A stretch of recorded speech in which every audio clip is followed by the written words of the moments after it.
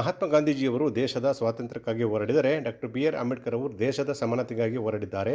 ಅವರ ಚಿಂತನೆ ನಿಲುವು ಆದರ್ಶವನ್ನು ಯುವ ಪೀಳಿಗೆಗಳು ಪಾಲಿಸಬೇಕು ಎಂದು ಕರ್ನಾಟಕ ಸಂಘದ ಅಧ್ಯಕ್ಷರಾದ ಡಾಕ್ಟರ್ ಜಯಪ್ರಕಾಶ್ ಗೌಡ ತಿಳಿಸಿದರು. ಮಂಡ್ಯ ವಿಶ್ವವಿದ್ಯಾಲಯ, ಮಂಡ್ಯ ಗಾಂಧಿ ಅಧ್ಯಯನ ಮತ್ತು ಸಂಶೋಧನಾ ಕೇಂದ್ರ, ಗಣಕ ವಿಜ್ಞಾನ ವಿಭಾಗದ ವತಿಯಿಂದ ಮಂಡ್ಯ ವಿಶ್ವವಿದ್ಯಾಲಯದ ಆಡಳಿತ ಭವನದಲ್ಲಿ ಆಯೋಜನೆ ಮಾಡಲಾಗಿದ್ದ ಗಾಂಧಿ ವಿಚಾರಧಾರೆ ಕಾರ್ಯಕ್ರಮವನ್ನು ಜಯಪ್ರಕಾಶ್ ಗೌಡ ಉದ್ಘಾಟಿಸಿದರು.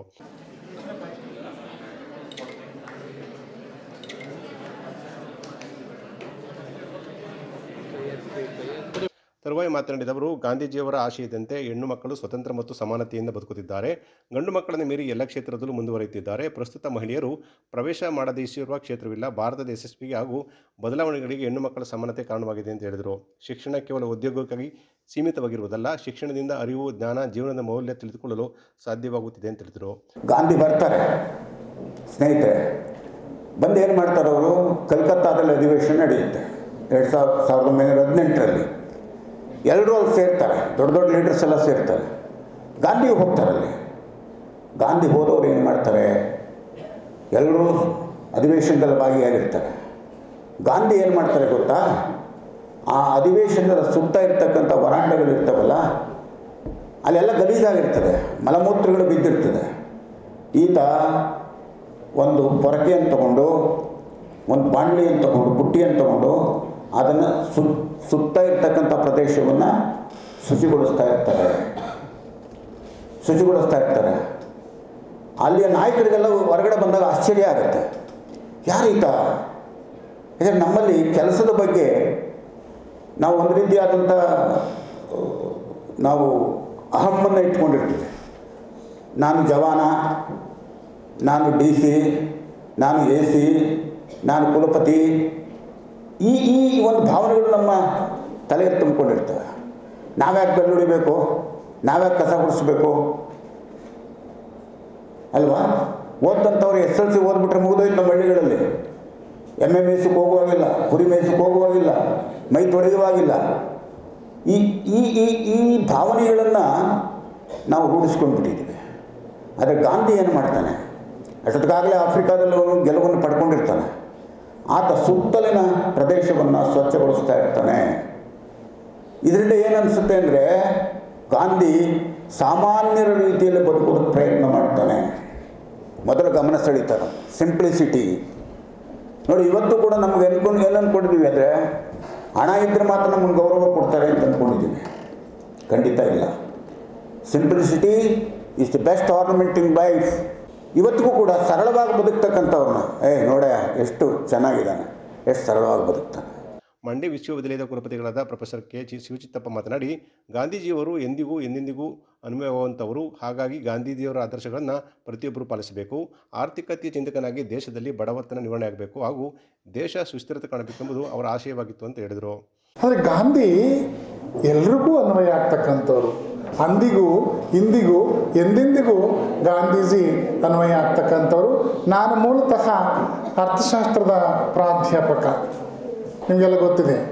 ನಾನು MBA ಮಾಡಿದ್ದೀನಿ, MA ಎಕನಾಮಿಕ್ಸ್ ಮಾಡಿದ್ದೀನಿ, post graduate diploma in computer application, PhD in banking and DLIT also.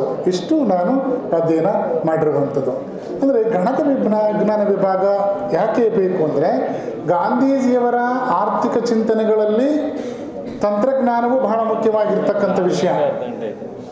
ಕಾರ್ಯಕ್ರಮದಲ್ಲಿ ಗಾಂಧೀಜಿ ಚಿಂತನೆಗಳ ಪ್ರಸ್ತುತಿ ಕುರಿತು ಬೆಂಗಳೂರು ಕರ್ನಾಟಕ ಗಾಂಧಿ ಸ್ಮಾರಕ ನಿಧಿ ನಿರ್ದೇಶಕರಾದ GB ಶಿವರಾಜು ಹಾಗೂ ರಾಜ್ಯ ಸಂಪನ್ಮೂಲ ಕೇಂದ್ರ ನಿವೃತ್ತ ನಿರ್ದೇಶಕರಾದ ತುಕಾರಾಮ್ ರವರು ಮಾತನಾಡಿ, ಗಾಂಧಿ ಚಿಂತನೆಗಳ ಪ್ರಸ್ತುತಿಯ ಬಗ್ಗೆ ವಿವರಣೆ ನೀಡಿದರು. ಆ ಪುಣ್ಯಾತ್ಮರ ನೆನಪಿನಲ್ಲಿ ನಿಮ್ಮ ಬದುಕು ಕಟ್ಟುವ ಆಶಯದಿಂದ ಮಕ್ಕಳೇ, ಬದುಕೇ ಗೊತ್ತಿಲ್ಲ ಇವತ್ತು, ಎಲ್ಲವೂ ಇದೆ, ಬುದ್ಧಿವಂತಿಕೆ ಇದೆ. ಅದಕ್ಕೋಸ್ಕರ ಪಂಪ 10ನೇ ಶತಮಾನದಲ್ಲಿ ಹೇಳ್ಬಿಟ್ಟವನೆ, ಅರಿವ ಮೂಡಿಬುದು ಧರ್ಮ. ಇವತ್ತು ಅರಿವನ್ನು ಮೂಡಿಸ್ದೇ ಹೋದರೆ ಈ ಜಗತ್ತು ಉಳಿಯೋಲ್ಲ. ಅದನ್ನು ವಿವೇಕಾನಂದರು ಆಗಲೇ ಹೇಳವ್ರೆ, I have no program beyond training the people. ಸಾರಿ ಬಿಟ್ರು 39 ವರ್ಷ 5 ತಿಂಗಳು 24 ದಿವಸ ಬದುಕಿದ್ದಷ್ಟೇ ಪುಣ್ಯಾತ್ಮ. ಇಡೀ ಜಗತ್ತು ಇವತ್ತು ಗಮನಿಸ್ತಾ ಇದೆ ಅವರ ವ್ಯಕ್ತಿ ವಿಚಾರಗಳಿಂದ. ಅದಕ್ಕೋಸ್ಕರ ನಿಮ್ಮ ಮಕ್ಕಳೇ ಶಿಕ್ಷಣ ಅಂತ ಹೇಳಿದ್ರೆ ಬರೀ ಅಂಕಿಅಂಶಗಳನ್ನು, ವಿವೇಕಾನಂದರು ಹೇಳಿರೋದು ನನ್ನದಲ್ಲ ಅದು. Education is not the accumulation of information which rottens in your brain. We want man making, character building, life building education. ವ್ಯಕ್ತಿ ನಿರ್ಮಾಣ ಮಾಡುವ, ಚಾರಿತ್ರ ನಿರ್ಮಾಣ ನಿರ್ಮಾಣ ಮಾಡುವ, ಜೀವನ ನಿರ್ಮಾಣ ಮಾಡುವ ಶಿಕ್ಷಣ ಬೇಕು. VTU ಎಷ್ಟು ಜನ ಕೇಳಿದ್ರೇನೋ ಗೊತ್ತಿಲ್ಲ. VTU ಥೀಮ್ ಏನು ಗೊತ್ತೇನು? ಈಗ ನಮ್ಮ ಮೈಸೂರು ಯೂನಿವರ್ಸಿಟಿಲಿ ಐತೆ, ದೇಶದೈತೆ ನಮ್ಮದು ಸತ್ಯಮೇವ ಜಯತೆ ಹಿಂಗೆಲ್ಲ ಇದೆಯಲ್ಲ, VTUನವ್ರು ಒಂದು ಹಾಕ್ಕೊಂಡವ್ರೆ. ಯಾವ್ದು ಗೊತ್ತಾಯಿಲ್ಲ, ಭಾಳಷ್ಟು ಜನ ಗೊತ್ತಿಲ್ಲ ಮಕ್ಕಳಿಗೆ. ಮೊದಲು ಮಾನವನಾಗಬೇಕು.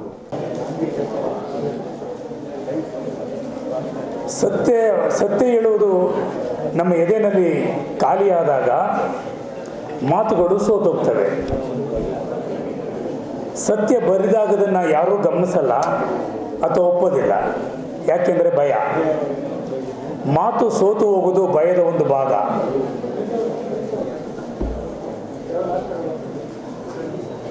ಒಂದು 20-25 ನಿಮಿಷ ನೀವು ಕೇಳಿಸ್ಕೋಬೇಕು ಪ್ಲೀಸ್.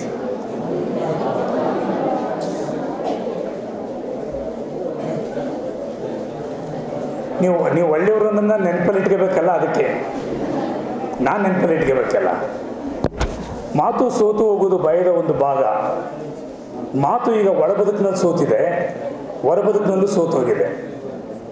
ಯಾಕೆಂದರೆ ಮಾತಿಗೂ ಮತ್ತು ನಡೆಗೂ ಹದ ತಪ್ಪಿದಾಗ ಮಾತು ಸೋತೋಗುತ್ತೆ. ಭಯವೇ ಇಲ್ಲದ ಗಾಂಧೀಜಿಯವರಲ್ಲಿ, ಸತ್ಯ ಮತ್ತು ಅಹಿಂಸೆಯನ್ನು ಅಪ್ಕೊಂಡಿದ್ದ ಗಾಂಧಿಯಲ್ಲಿ ಮಾತು ಸೋತಿರಲಿಲ್ಲ. ಅದೇ ಥರ ಅಭಯದ ಭಾಳ ದೊಡ್ಡ ವ್ಯಕ್ತಿತ್ವವಾಗಿದ್ದ ಬಸವಣ್ಣವರ ಬದುಕಿನಲ್ಲಿ ಮಾತು ಸೋಲಿಲ್ಲ. ಅದೇ ರೀತಿಯಲ್ಲಿ ಘನತೆಯ ಬದುಕನ್ನು ಬಾಳದಂಥ ಅಂಬೇಡ್ಕರ್ ಅವರ ಬದುಕಿನಲ್ಲಿ ಮಾತು ಸೋಲಿಲ್ಲ. ಈ ನೆನಪಿಟ್ಕೊಂಡಾಗ ನನಗನ್ಸುತ್ತೆ, ಈ ದಿನದ ವಿಷಯನ ಎಲ್ಲಿ ಹುಡುಕಬೇಕು? ಶೈಕ್ಷಣಿಕದ ಬಗ್ಗೆ ಮಾತಾಡಿದ್ದಾರೆ, ಪ್ರೊಫೆಸರ್ ಇಬ್ಬರ ಹತ್ರನೂ ಮಾತಾಡಿದೆ. ಪಠ್ಯಪುಸ್ತಕ ರಚನೆ ಮಾಡೋರು, ಪಾಠವನ್ನು ಬೋಧನೆ ಮಾಡೋರ ತಲೆಯಲ್ಲಿ ಗಾಂಧೀಜಿಯವರ ಶೈಕ್ಷಣಿಕದ ನೈತಿಕತೆಯ ಪ್ರಜ್ಞೆ ಇಲ್ಲದೆ ಇದ್ದರೆ ಈ ಮಕ್ಕಳಿಗೆ ನಾವು ಶಿಕ್ಷಣದ ಬಗ್ಗೆ ಏನು ಹೇಳೋಕ್ಕೆ ಸಾಧ್ಯ? ಬಹಳ ದೂರ ಕರ್ಕೊಂಡು ಬಂದ್ಬಿಟ್ಟಿದ್ದೀವಲ್ಲ, ಏನು ಹೇಳ್ಬೋದು, ಯಾರಲ್ಲಿ ಕಾಣಬೇಕು ಅಂತ ಅನ್ನಿಸ್ತು ನನಗೆ. ಅವ್ರನ್ನ ಕುರಿತು ತಮ್ಮ ಈ ಪುಸ್ತಕದಲ್ಲಿ ಬರೆದಿರೋ 2 ಮಾತುಗಳನ್ನು ನೆನಪಿಸಿದರೆ ನಿಮಗೆ ಕನೆಕ್ಟ್ ಆಗುತ್ತೆ. ಕಾರ್ಯಕ್ರಮದಲ್ಲಿ ಗಾಂಧಿ ಅಧ್ಯಯನ ಮತ್ತು ಸಂಶೋಧನಾ ಕೇಂದ್ರದ ನಿರ್ದೇಶಕರಾದ ಡಾಕ್ಟರ್ ಸುಮಾರಾಣಿ ಶಂಭು, ಉಪಕುಲಸಚಿವರಾದ ಡಾಕ್ಟರ್ MY ಶಿವರಾಮು, ಮೌಲ್ಯಮಾಪನ ಕುಲಸಚಿವರಾದ GV ವೆಂಕಟರಮಣ, ಗಣಕ ವಿಜ್ಞಾನ ವಿಭಾಗದ ಮುಖ್ಯಸ್ಥರಾದ GV ಪ್ರೇಮ್ ಸಿಂಗ್ ಹಾಜರಿದ್ದರು. ಸಚಿವ ಚಲುವರಾಯಸ್ವಾಮಿಯಂತಹ ಮಹಾನ್ ಸುಳ್ಳುಗಾರ ಮತ್ತೊಬ್ಬ ಇಲ್ಲ ಅಂತ ನಾಗಮಂಗಲ ಮಾಜಿ ಶಾಸಕರಾದ ಸುರೇಶ್ ಗೌಡ ಆರೋಪ ಮಾಡಿದರು. ಸುದ್ದಿಗಾರರೊಂದಿಗೆ ಮಾತನಾಡಿರುವ ಅವರು, ಪ್ರತಿ ಶನಿವಾರ ನಾಗಮಂಗಲ ಮಂಡ್ಯಕ್ಕೆ ಕನೆಕ್ಷನ್ ಮಾಡೋಕ್ಕೆ ಅವರು ಬರ್ತಾರೆ ಅಂತ ಹೇಳಿದರು. ಮದ್ದೂರಿನ ಕೊಪ್ಪದಲ್ಲಿ ಸುದ್ದಿಗಾರರೊಂದಿಗೆ ಮಾತನಾಡಿದ ಅವರು, ಶನಿವಾರ ಬಂದರೆ ಸಾಕು ಕಲೆಕ್ಷನ್ ಪಾಯಿಂಟ್ ಹೋಗಿ ಕಲೆಕ್ಷನ್ ಮಾಡೋದೇ ಸಚಿವರ ಕೆಲಸವಾಗಿದೆ ಅಂತ ವಾಗ್ದಾಳಿ ನಡೆಸಿದರು. ಸಚಿವ ಚಲುವರಾಯಸ್ವಾಮಿಯಂತಹ ಮಹಾನ್ ಸುಳ್ಳುಗಾರ ಮತ್ತೊಬ್ಬ ಇಲ್ಲ. ನಾಗಮಂಗಲ ಕ್ಷೇತ್ರದಲ್ಲಿ ಯಾವುದೇ ಕೆಲಸ ಕಾರ್ಯಗಳು ನಡೀತಿಲ್ಲ, ಬರೀ ಬೊಗಳೆ ಬಿಟ್ಟುಕೊಂಡು ಜನರನ್ನು ಯಾಮಾರಿಸುತ್ತಿದ್ದಾರೆ ಅಂತ ಹೇಳಿದರು. ನನ್ನ ಅವಧಿಯಲ್ಲಿ ತಂದಿರುವ ಅನುದಾನಗಳಿಗೆ ಗುದ್ದಲಿ ಪೂಜೆ ಮಾಡ್ತಿದ್ದಾರೆ. ಈ ಸರ್ಕಾರದಲ್ಲಿ ಅಭಿವೃದ್ಧಿಗೆ ಹಣವಿಲ್ಲ, ಕಾಮಗಾರಿಗೆ ಗುದ್ದಲಿ ಪೂಜೆ ಮಾಡಿದರೂ ಗುತ್ತಿಗೆದಾರರು ಕೆಲಸ ಮಾಡುತ್ತಿಲ್ಲ. ನಾನು 2 ಬಾರಿ ವಿರೋಧ ಪಕ್ಷದ ಶಾಸಕನಾಗಿದ್ದರೂ ಕೂಡ ಕೊಪ್ಪ ಹೋಬಳಿ ಅಭಿವೃದ್ಧಿಗೆ ಸಾಕಷ್ಟು ಕೆಲಸ ಮಾಡಿದ್ದೀನಿ ಅಂತ ಹೇಳಿದರು. ಚಲುವರಾಯಸ್ವಾಮಿ ಅಂತ ಮಹಾನ್ ಹಸಿ ಸುಳ್ಳುಗಾರ ಈ ರಾಜಕಾರಣದಲ್ಲಿ ಹುಡುಕಕ್ಕಾಗೋದಿಲ್ಲ. ಇವತ್ತು ಸಹ ನಾನು ತಂದಿರ್ತಕ್ಕಂಥ ಕೆಲಸ ಕಾರ್ಯಗಳು ಪೂಜೆ ಮಾಡ್ದವ್ರೆ, ಅವ್ರಿಗೆ ಮಾನ ಮರ್ಯಾದೆ ಐತಿ. ಕುಮಾರಸ್ವಾಮಿಯವರು ಕಷ್ಟಪಟ್ಟು ಆ ಬೆಳ್ಳೂರಿನಲ್ಲಿ ಒಂದು ಸ್ಕೂಲು, ಭಾಳ 100 ವರ್ಷದ ಸ್ಕೂಲು, ಆ ಸ್ಕೂಲ್ನ ಗುರ್ತು ಮಾಡಿ ನಾನು ಪತ್ರ ಬರೆದು ಅದಕ್ಕೆ ಬೋಸ್ ಕಂಪ್ನಿಯಿಂದ 80 ಲಕ್ಷ ರೂಪಾಯಿ ದುಡ್ಡು ಹಾಕಿದ್ರೆ ನನ್ನ ಕರೆದ್ರು ಪೂಜೆ ಮಾಡೋದಕ್ಕೆ. ನಾನು ಸೋತಿದ್ದೀನಿ, ಬರೋದು ಬೇಡ, ನಿಮ್ಮ ಕಮಿಟಿ ಏನಿದೆ ನೀವು ಮಾಡ್ಕೊಳ್ಳಿ ಅಂತ ಹೇಳಿದ್ದೆ. ನಾನು ಅವ್ರು ಪೂಜೆ ಮಾಡಿದ್ಮೇಲೆ ಒಬ್ಬ ಜಿಲ್ಲಾ ಮಂತ್ರಿಯಾಗಿ ಮಾನ ಮರ್ಯಾದೆ, ಸರ್ಕಾರಿ ಗ್ರಾಂಟ್ ಅಲ್ಲ ಅದು, ಯಾವುದೋ ಕಂಪ್ನಿಯ CRS ಫಂಡ್ ಅದು, ಅದಕ್ಕೆ ಹೋಗಿ ನಿಲ್ಲಿಸಿ ತೊಂದರೆ ಕೊಟ್ಟು ಪೂಜೆ ಮಾಡ್ತಾನೆ ಅಂದರೆ ಇದೆಲ್ಲ ಅವ್ರ ಲೆಕ್ಕ ಬರ್ಸ್ಕೊಳತ್ತ? ಮಾನ ಮರ್ಯಾದೆ ಇರ್ತೀರಿ ಇವ್ರಿಗೆಲ್ಲ.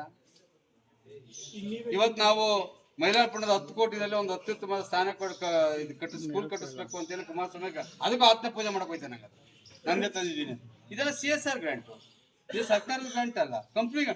ಇಂಥವೆಲ್ಲ ಪೂಜೆ ಮಾಡ್ಕೊಂಡು ನಾನು ಮಾಡಿದೆ ಅಂದ್ರೆ ಇಂಥ ಸುಳ್ಗಾರರು ಬೇಕಾ? ಏನ್ ಮಾಡಿದ್ದಾರೆ? ಎಲ್ಲಿದೆ ರೀ ನಿಮ್ಮ ದಿನೇಶ್ ಗುಳಿಗೌಡ ಕಾಂಟ್ರಾಕ್ಟ್ಗೋಸ್ಕರ ಏನೊಂದಷ್ಟು ಕೆಲಸ ತಂದ ನಾವು ಏನೊಂದು ಆಚೆ ಬರ್ತದೆ ಸದ್ಯದಲ್ಲಿ. ಈ ಸರ್ಕಾರದಲ್ಲಿ ದುಡ್ಡು ಎಲ್ಲಿದೆ? ದುಡ್ಡಿದ್ಯಾ ಅಭಿವೃದ್ಧಿಗೆ? ಕಾಂಟ್ರಾಕ್ಟ್ಗಳು ಈಚೆ ಬರ್ತಾ ಇದಾರೆ ಕೆಲಸ ಮಾಡಕ್ಕೆ. ಶಂಕುಸ್ಥಾಪನೆ ಪೂಜೆ ಮಾಡಿದ್ರೆ, ಗುದ್ಲಿ ಪೂಜೆ ಮಾಡಿದ್ರೆ ಯಾವ ಕೆಲಸ ಆಗಿದಾವೆ ಅದನ್ನ ಹೇಳ್ಬೇಕಾಗ್ತದೆ. ಬರೀ ಇಂಥ ಸುಳ್ಳುಗಳು ಹೇಳ್ಕೊಂಡು ಮಾಡ್ಕೊಂಡು ಕೂತಿದ್ರೆ ಏನಾಗ್ತದೆ? ಇವರು ಸರ್ ನಾನು ಶಾಸಕನಾದಾಗ ಕೆಲಸ ಮಾಡಿದ್ದೆ ಹೊರತು ಮಂಡ್ಯದ ವಿಸಿ ಫಾರಮನ್ನು ಕೃಷಿ ವಿವಿ ಮಾಡಿದ್ದೇನೆ ಅಂತ ಬೆನ್ನು ತಟ್ಟಿಕೊಳ್ಳುವುದಲ್ಲ.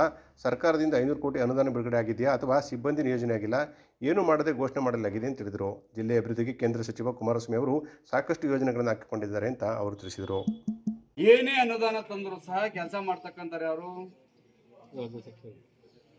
ಪದ್ಧತಿ ನೀವು ಅರ್ಥ ಮಾಡ್ಕೊಳ್ಳಿ. ಇವತ್ತು ಕುಮಾರಸ್ವಾಮಿ ಅವರು ಒಂದು ಅತ್ಯುತ್ತಮವಾದ ಕಾರ್ಖಾನೆಗಳನ್ನ ತರಬೇಕು, ಜಮೀನು ಕೊಡ್ರಪ್ಪ ಅಂತ ಯಾವಾಗ ಲೆಟರ್ ಬರೆದ್ರು? ಇವ್ರು ಮಂತ್ರಿಯಾದ 3 ತಿಂಗಳಿಗೆ ಲೆಟರ್ ಬರೆದಿದ್ದಾರೆ, ಮೊನ್ನೆ ಸಭೆಯಲ್ಲಿ ಹೇಳಿದ್ದಾರೆ. ಏನ್ ಮಾಡ್ತಾ ಇದ್ದಾರೆ ಇವ್ರು? ಹಂಗಾದ್ರೆ ಹುಡಿ ಕೊಡಕ್ಕಾಗಲ್ವಾ? ಜಾಗ ಕೊಟ್ಟರೆ ತರ್ತಾರಪ್ಪ. ಇವ್ರು ಜಾಗನೇ ಕೋಪ್ರೆ. ಈಗ ಇವ್ರು ಇಷ್ಟೆಲ್ಲ ಮಾತಾಡ್ತಾರಲ್ಲ, ಭದ್ರಾವತಿ ಉಕ್ಕು ಕಾರ್ಖಾನೆ ರೀಓಪನ್ ಮಾಡಬೇಕು ಅಂತ ಹೊರಟ್ರೆ ಇವರು ಅಲ್ಲಿ ಗಣಿಗಾರಿಕೆಗೆ ಪರ್ಮಿಷನ್ ಕೊಡೋದಿಲ್ಲ ಅಂತಾರೆ. HMTನ ಪುನಶ್ಚೇತನ ಮಾಡಬೇಕು ಅಂದ್ರೆ ಕೊಟ್ಟರೆ ಲ್ಯಾಂಡ್ ವಾಪಸ್ ತಗೋತೀವಿ ಅಂತಾರೆ. ಈ ಸರ್ಕಾರಕ್ಕೆ ಏನು ಅಂದ್ರೆ ಕುಮಾರಸ್ವಾಮಿ ಏನು ಮಾಡ್ತಾ ಇಲ್ಲ ಅಂತ ಬಿಂಬಿಸ್ಬೇಕು ಅಷ್ಟೇನೆ.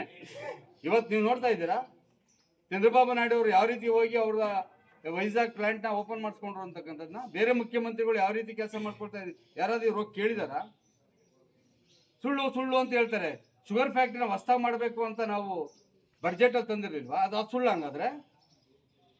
ಇವರು ಬಡ್ಜೆಟ್ ಅಲ್ಲಿ ಲಕ್ಷಾಂತರ ಕೋಟಿ ಹೇಳ್ತಾರೆ, ಇದೆಲ್ಲ ಸುಳ್ಳು ಹಂಗಾದ್ರೆ? ಇದು ಜನಗಳಿಗೆಲ್ಲ ಅರ್ಥ ಆಗ್ತಾ ಇದೆ. ಹಸಿ ಸುಳ್ಳು. ಇವ್ರು ಮಾಡ್ತಾ ಇರ್ತಕ್ಕಂಥ ಭ್ರಷ್ಟಾಚಾರ, ಲೂಟಿ, ಈ ದೇಶವನ್ನ ಲೂಟಿ ಹೊಡೆಯೋದ್ರಲ್ಲಿ ಮೊದಲನೇ ಯಾರಾದ್ರೂ ಇದ್ರು ಕರ್ನಾಟಕ ಕಾಂಗ್ರೆಸ್ಸಿಗರು ಅಂತಕ್ಕಂಥ. ಅದು ವಿಶೇಷವಾಗಿ ಕರ್ನಾಟಕ ಕಾಂಗ್ರೆಸ್ನವ್ರು ಹೋಗಿದಾರಲ್ಲ ಕಾಂಗ್ರೆಸ್ ಸೇರ್ಕೊಂಡು ಅವರು ಅಂತಕ್ಕಂಥದ್ದು ಇವತ್ತು ಎಲ್ಲಾ ಜನಗಳು ಅರ್ಥ ಮಾಡ್ತಾರೆ. ಕೇರ್ಪೇಟೆ ತಾಲೂಕು ಜಯ ಕರ್ನಾಟಕ ಸಂಘಟನೆ ವತಿಯಿಂದ ಅದ್ದೂರಿ 70ನೇ ಕನ್ನಡ ರಾಜ್ಯೋತ್ಸವ ಹಾಗೂ ಹಲವು ಸಾಂಸ್ಕೃತಿಕ ಮನರಂಜನೆ ಕಾರ್ಯಕ್ರಮ, ವೀರಯೋಧರಿಗೆ, ಸಾಧಕರಿಗೆ, ಪ್ರತಿಭಾವಂತ ವಿದ್ಯಾರ್ಥಿಗಳಿಗೆ ಪುರಸ್ಕಾರದೊಂದಿಗೆ ಕಾರ್ಯಕ್ರಮಕ್ಕೆ ಗಣ್ಯರು, ಚಲನಚಿತ್ರ ನಟ ನಟಿಯರು ಆಗಮಿಸಲಿದ್ದಾರೆ ಅಂತ ಜಯ ಕರ್ನಾಟಕ ಸಂಘಟನೆಯ ಕೇರ್ಪೇಟೆ ತಾಲೂಕು ಅಧ್ಯಕ್ಷರಾದ ಹೊನ್ನನಹಳ್ಳಿ ಸೋಮಶೇಖರ್ ತಿಳಿಸಿದರು. ಪಟ್ಟಣದ ಪ್ರವಾಸಿ ಮಂದಿರದಲ್ಲಿ ಅದ್ದೂರಿ ಕಾರ್ಯಕ್ರಮದ ಆಹ್ವಾನ ಪತ್ರಿಕೆಯನ್ನು ಅವರು ಬಿಡುಗಡೆಗೊಳಿಸಿ ಮಾತನಾಡಿದರು. ಜಯ ಕರ್ನಾಟಕ ಸಂಘಟನೆಯ ಸಂಸ್ಥಾಪಕ ಅಧ್ಯಕ್ಷರು ಹಾಗೂ ಸರ್ವೋಚ್ಚ ನ್ಯಾಯಾಧೀಶರಾದ ಎಂ ಮುತ್ತಪ್ಪಯ್ಯರವರ ದಿವ್ಯ ಆಶೀರ್ವಾದದೊಂದಿಗೆ ರಾಜ್ಯಾಧ್ಯಕ್ಷ ಡಾಕ್ಟರ್ ಬಿ ಜಗದೀಶ್ ಹಾಗೂ ಜಿಲ್ಲಾಧ್ಯಕ್ಷ ಡಾಕ್ಟರ್ ಯೋಗಣ್ಣ ಅವರ ಮಾರ್ಗದರ್ಶನದಲ್ಲಿ ನವೆಂಬರ್ 14ರ ಭಾನುವಾರ ಸಂಜೆ 6 ಗಂಟೆಗೆ ಕೇರ್ಪೇಟೆ ಪಟ್ಟಣದಲ್ಲಿರುವ ಪುರಸಭಾ ಮೈದಾನದಲ್ಲಿ ಜಯ ಕರ್ನಾಟಕ ಸಂಘಟನೆ ವತಿಯಿಂದ 70ನೇ ಅದ್ದೂರಿ ಕನ್ನಡ ರಾಜ್ಯೋತ್ಸವ ಕಾರ್ಯಕ್ರಮಕ್ಕೆ ತಾಲೂಕಿನಲ್ಲಿ ಜನಿಸಿ ದೇಶ ಸೇವೆ ಸಲ್ಲಿಸುತ್ತಿರುವ ಯೋಧರಿಗೆ ಹಾಗೂ ವಿವಿಧ ಕ್ಷೇತ್ರದಲ್ಲಿ ಸಾಧನೆ ಮಾಡಿರುವ 24-25ನೇ ಸಾಲಿನ ಅತಿ ಹೆಚ್ಚು ಅಂಕ ಪಡೆದ ಪ್ರತಿಭಾವಂತ ವಿದ್ಯಾರ್ಥಿಗಳಿಗೆ ಪ್ರತಿಭಾ ಪುರಸ್ಕಾರ ನೀಡಲಾಗುವುದು ಅಂತ ಹೇಳಿಲಾಗಿದೆ. ಈ ಕಾರ್ಯಕ್ರಮದ ಉದ್ಘಾಟನೆಯನ್ನು ಮಾಜಿ ಸಚಿವ ಕೆ ನಾರಾಯಣಗೌಡ ಬಾಳಿಸಿಕೊಂಡಿದ್ದು, ಜಯ ಕರ್ನಾಟಕ ಸಂಘಟನೆಯ ರಾಜ್ಯಾಧ್ಯಕ್ಷರಾದ ಜಗದೀಶ್ ಹಾಗೂ ಇನ್ನಿತರ ಗಣ್ಯರು ಪಾಲ್ಗೊಳ್ಳಲಿದ್ದಾರೆ ಅಂತ ಅವರು ವಿವರಿಸಿದರು. ಕಾರ್ಯಕ್ರಮಕ್ಕೆ ಚಲನಚಿತ್ರ ನಟ ನಟಿಯರು ಪಾಲ್ಗೊಳ್ಳಲಿದ್ದು, ನಾಗರಿಕರು ಹೆಚ್ಚಿನ ಸಂಖ್ಯೆಯಲ್ಲಿ ಆಗಮಿಸುವಂತೆ ಕೋರಿದರು. ತಾಲೂಕಿನ ಸಮಸ್ತ ಬಂಧುಗಳೇ, ಏನಪ್ಪ ಅಂದರೆ ನಮ್ಮ ಜಯ ಕರ್ನಾಟಕ ಸಂಘಟನೆ ವತಿಯಿಂದ 14/12 ಭಾನುವಾರ ಸಂಜೆ 5 ಗಂಟೆಗೆ ಕನ್ನಡ ರಾಜ್ಯೋತ್ಸವ ಜಾಗೃತಿ ಮೇಳ ಮತ್ತು ಕನ್ನಡ ರಾಜ್ಯೋತ್ಸವವನ್ನು ಅದ್ದೂರಿಯಾಗಿ ಆಚರಣೆ ಮಾಡ್ತಿದ್ದೀವಿ. ಆದ್ದರಿಂದ ದಯವಿಟ್ಟು ತಾಲೂಕಿನ ನಮ್ಮ ಜನತೆ ಈ ಕಾರ್ಯಕ್ರಮವನ್ನು ಬಂದು ಯಶಸ್ವಿಗೊಳಿಸಬೇಕು. ಹಾಗೆ ತುಂಬ ಸಾಧಕರಿಗೆ ಸನ್ಮಾನ ಇದೆ, ಹಾಗೆ ವಿದ್ಯಾರ್ಥಿಗಳಿಗೆ ಸನ್ಮಾನ, ತುಂಬ ಅತಿಥಿಗಳು ತುಂಬ ಜನ ಬರ್ತಿದ್ದಾರೆ. ಆಮೇಲೆ ಚಲನಚಿತ್ರ ನಟರು ಬರ್ತಿದ್ದಾರೆ, ಕಾಮಿಡಿ ಕಿಲಾಡಿ ನಟರು ಬರ್ತಿದ್ದಾರೆ. ಆದ್ದರಿಂದ ತಾಲೂಕಿನ ಸಮಸ್ತ ಜನತೆ ಬಂದು ಎಲ್ಲ ಕಾರ್ಯಕ್ರಮವನ್ನು ಯಶಸ್ವಿಗೊಳಿಸಬೇಕು ಅಂತೇಳಿ ಕೇಳ್ತಾ ನಮ್ಮ ಇದು ಕಾರ್ಡನ್ನು ಬಿಡುಗಡೆ ಮಾಡ್ತಾ ಇದ್ದೀವಿ. ತಾಲೂಕು ಯುವ ಘಟಕದ ಅಧ್ಯಕ್ಷ ಕೆ ಮಹೇಶ್ ಮಾತನಾಡಿ, ಮಹಿಳಾ ಘಟಕದ ಅಧ್ಯಕ್ಷ ಜಯಲಕ್ಷ್ಮ ಮತ್ತು ಕೂಡ ಮಾತನಾಡಿದರು. ಕಾರ್ಯಕ್ರಮ ಹಮ್ಮಿಕೊಂಡಿದ್ದೇವೆ. ಕನ್ನಡ ಪ್ರೇಮಿಗಳು ಹಾಗೂ ಕೇರ್ಪೇಟೆ ಜನತೆಗಳು ಹಾಗೂ ತಾಲೂಕಿನ ಎಲ್ಲ ಸಮಸ್ತ ಜನತೆಗಳು ದಯವಿಟ್ಟು ಬಂದು ಈ ಕಾರ್ಯಕ್ರಮವನ್ನು ಯಶಸ್ವಿಗೊಳಿಸಬೇಕು. ಹಾಗೂ ಚಲನಚಿತ್ರ ನಟರಾದ ಶ್ರೀಮುರಳಿಯವರು, ವಸಿಷ್ಠ ಸಿಂಹ, ಚಂದ್ರಪ್ರಭಾ, ಟೆನಿಸ್ ಕೃಷ್ಣ, ಬೃಹತ್ ಚಕ್ರವರ್ತಿ, ತ್ರಿವಿಕ್ರಮ್, ಶ್ರೀನಗರ ಕೇಶವ್ ಅವರು ಎಲ್ಲ ಬರ್ತಿದ್ದಾರೆ, ಆಗಮಿಸಿದ್ದಾರೆ. ಹಾಗೂ ನಮ್ಮ ರಾಜ್ಯಾಧ್ಯಕ್ಷರು ಜಗದೀಶ್ ಅವರು ಆಗಮಿಸಿದ್ದಾರೆ. ಮಂಡ್ಯ ಜಿಲ್ಲೆ ಅಧ್ಯಕ್ಷರಾದ ಯೋಗಣ್ಣ ಅವರು ಆಗಮಿಸಿದ್ದಾರೆ. ಈ ಕಾರ್ಯಕ್ರಮವನ್ನು ಎಲ್ಲ ನಮ್ಮ ಜಯ ಕರ್ನಾಟಕ ಸಂಘಟನೆಯ ಪದಾಧಿಕಾರಿಗಳು, ಅಧ್ಯಕ್ಷರುಗಳು ಎಲ್ಲ ಹೆಚ್ಚಿನ ಸಂಖ್ಯೆಗೆ ಬಂದು ಈ ಕಾರ್ಯಕ್ರಮ 70ನೇ ವರ್ಷದ ಅದ್ದೂರಿ ಕನ್ನಡ ರಾಜ್ಯೋತ್ಸವವನ್ನು ಹಮ್ಮಿಕೊಳ್ಳಲಾಗಿತ್ತು. ಈ ರಾಜ್ಯೋತ್ಸವಕ್ಕೆ ಎಲ್ಲ ನಮ್ಮ ಪದಾಧಿಕಾರಿಗಳು, ಅಧ್ಯಕ್ಷರು, ಉಪಾಧ್ಯಕ್ಷರು, ನಗರಾಧ್ಯಕ್ಷರುಗಳೆಲ್ಲ ಬಂದು ಸೇರ್ತಾರೆ. ಮತ್ತೆ ಈ ಒಂದು ಕಾರ್ಯಕ್ರಮಕ್ಕೆ ಚಲನಚಿತ್ರ ನಟದವರು, ಆಮೇಲೆ ಕಾಮಿಡಿ ಕಿಲಾಡಿಯವರು, ಆಮೇಲೆ ಹೆಣ್ಣು ಮಕ್ಕಳಿಂದ ಕಳಸ 50 ಜನ ಹೆಣ್ಣು ಮಕ್ಕಳಿಂದ ಕಳಸ ಮೆರವಣಿಗೆ ಇರ್ತದೆ. ಇದರಲ್ಲಿ ಎಲ್ಲರೂ ಭಾಗಿಗಳಾಗಿ ಈ ಒಂದು ಕಾರ್ಯಕ್ರಮವನ್ನು ಯಶಸ್ವಿ ಮಾಡ್ಕೋಬೇಕೆಂದು ತಮ್ಮಲ್ಲಿ ನಾನು ಕೃಷ್ಣರಾಜಪೇಟೆ ತಾಲೂಕು ಜಯ ಕರ್ನಾಟಕ ಸಂಘಟನೆ ವತಿಯಿಂದ ಇದೇ ಡಿಸೆಂಬರ್ 14ನೇ ತಾರೀಕು ಕೆಆರ್ಪೇಟೆ ಪಟ್ಟಣದ ಪುರಸಭೆ ಪಕ್ಕದಲ್ಲಿರ್ತಕ್ಕಂಥ ಮೈದಾನದಲ್ಲಿ ಅದ್ದೂರಿ ಕನ್ನಡ ರಾಜ್ಯೋತ್ಸವ ಸಮಾರಂಭವನ್ನು ಏರ್ಪಾಡು ಮಾಡಿದ್ದೇವೆ. ಈ ಒಂದು ಸಮಾರಂಭದಲ್ಲಿ ಕರ್ನಾಟಕ ರಾಜ್ಯ ಜಯ ಕರ್ನಾಟಕ ಸಂಘಟನೆಯ ರಾಜ್ಯಾಧ್ಯಕ್ಷರಾಗಿರುವಂಥ ಡಾಕ್ಟರ್ ಜಗದೀಶ್ ಅವರು ಬರ್ತಾ ಇದ್ದಾರೆ. ಹಾಗೆ ಒಂದು ಕನ್ನಡ ರಾಜ್ಯೋತ್ಸವ ಸಮಾರಂಭವನ್ನು ರಾಜ್ಯದ ಮಾಜಿ ಸಚಿವರು, ಕೃಷ್ಣರಾಜಪೇಟೆ ತಾಲೂಕಿನ ಜನಪ್ರಿಯ ಮಾಜಿ ಸಚಿವರಾದ ನಾರಾಯಣಗೌಡರು ಕನ್ನಡ ರಾಜ್ಯೋತ್ಸವ ಸಮಾರಂಭವನ್ನು ಉದ್ಘಾಟನೆ ಮಾಡ್ತಾ ಇದ್ದಾರೆ.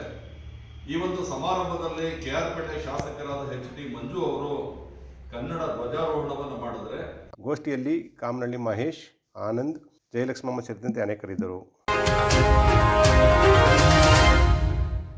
ಮಂಡ್ಯ ಜಿಲ್ಲೆಯ ಶ್ರೀರಂಗಪಟ್ಟಣದಲ್ಲಿನ ಚಂದ್ರವನ ಆಶ್ರಮದ ಆವರಣದಲ್ಲಿ ರೋಟರಿ, ಕಾವೇರಿ ಸಿರಿ ಹಾಗೂ ಮೈಸೂರಿನ ಮಹಾರಾಜ ಆಯುರ್ವೇದ ಕಾಲೇಜು ಮತ್ತು ಫಾರ್ಮಸಿ ಕಾಲೇಜಿನ ವಿದ್ಯಾರ್ಥಿಗಳಿಂದ ಆಶ್ರಮದ ಆವರಣದಲ್ಲಿ ಮತ್ತು ಕಾವೇರಿ ನದಿಯ ಸ್ವಚ್ಛತಾ ಆಂದೋಲನ ಕಾರ್ಯಕ್ರಮಕ್ಕೆ ಚಂದ್ರವನ ಆಶ್ರಮದ ಪೀಠಾಧಿಪತಿಗಳಾದ ಡಾಕ್ಟರ್ ಶ್ರೀ ತ್ರಿನೇತ್ರ ಮಹಾಂತ ಶಿವಯೋಗಿ ಸ್ವಾಮೀಜಿಗಳು ಚಾಲನೆ ನೀಡಿದರು. ನಂತರ ಮಾತನಾಡಿದ ಸ್ವಾಮೀಜಿಗಳು, ಮಗುವಿದ್ದಾಗ ತಾಯಿ ಹಾಲನ್ನು ಕುಡಿಸುತ್ತಾಳೆ, ನಾವು ಬೆಳೆದು ದೊಡ್ಡವರಾದ ಮೇಲೆ ಕಾವೇರಿ ಮಾತೆ ನಮಗೆ ನೀರನ್ನು ಕೊಡ್ತಾಳೆ. ಇಂದಿನ ದಿನಮಾನಗಳಲ್ಲಿ ಇಂತಹ ನದಿಗಳಿಗೆ ಕಸವನ್ನು ಹಾಕಿ ಕಲುಷಿತಗೊಳಿಸುತ್ತಿರುವುದು ನೋವಿನ ಸಂಗತಿಯಾಗಿದೆ ಅಂತ ಹೇಳಿದರು.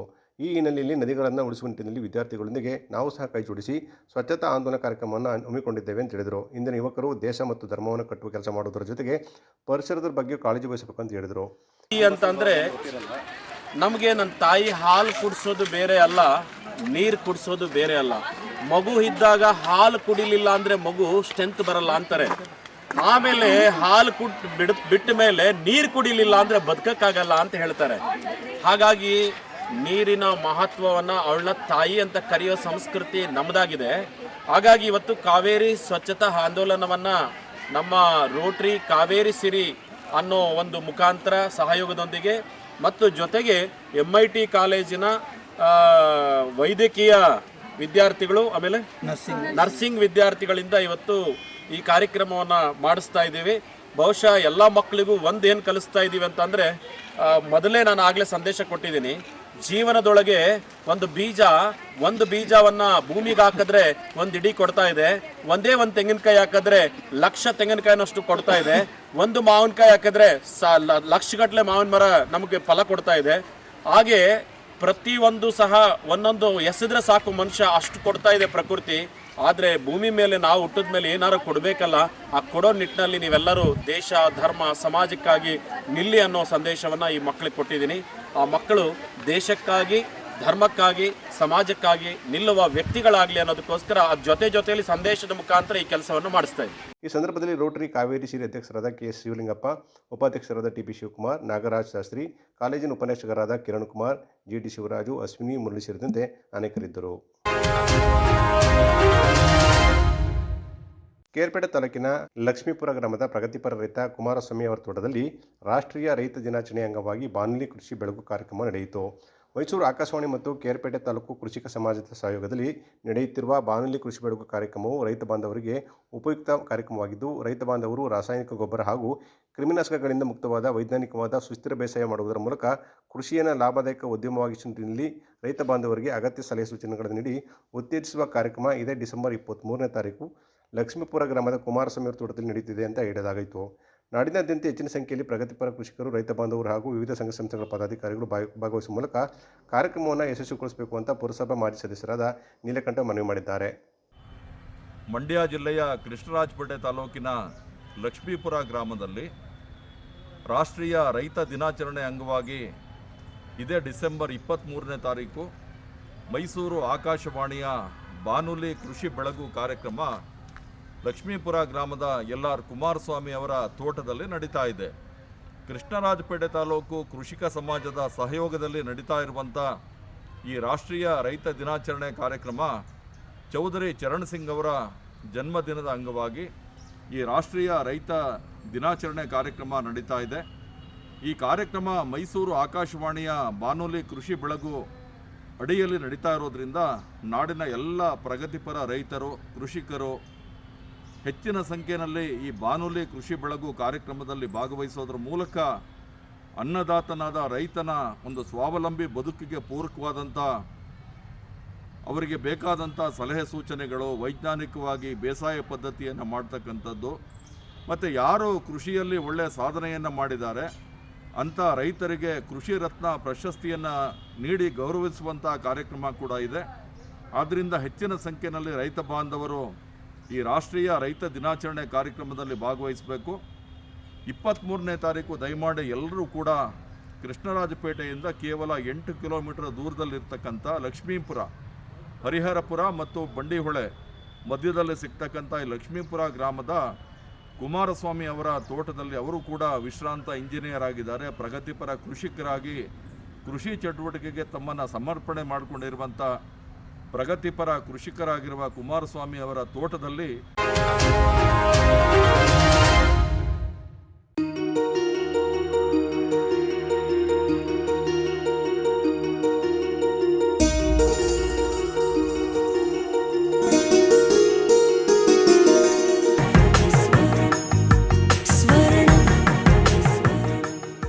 ಸ್ವರ್ಣ, ಇದು ಬಾಂಧವ್ಯಗಳ ಬೆಸುಗೆ,